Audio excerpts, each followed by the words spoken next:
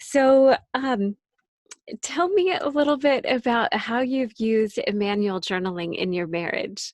I watched a Okay. Wilder chat with you um, and talking about this, and I thought it was so profound um, for women to hear. And I wondered if you would share that little Okay. piece of your story. Yeah. Well, we're not exempt from getting upset with our husbands. And so there would always inevitably be something I was upset with my husband about. And so it's like, Jim, we need to talk. And he'd run for the hills. He did not want to hear about that.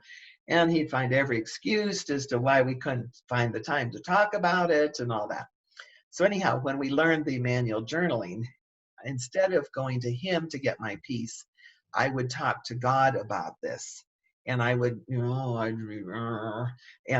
I would still, go through all that, but God would give me a sense of peace and a perspective Mm-hmm. that would change how I felt about the situation. And so when it's time to read it out loud, and I would say, Jim, do you want to hear what brought me peace, what God had to say about it? He'd drop everything and bring his cup of coffee, and he was ready to listen.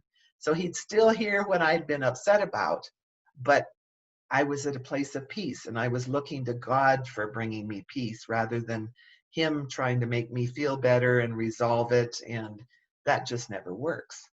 And so being able to get my peace from God and then be able to share it with him has just dramatically changed our relationship. And so when I get upset, it's to God I go to rather than to my husband, and then I can share it with him. And so you still have that attachment moment with him later because he's hearing your heart, Mhm. but he's also not fixing you Right, because the Lord's already done that work right. in you. Yeah, Yeah. that's beautiful. I So, teach that when I teach marriage retreats. I have the couples go through that so that they can have the experience of the manual journaling and then share it with their spouse. mhm, that's so precious.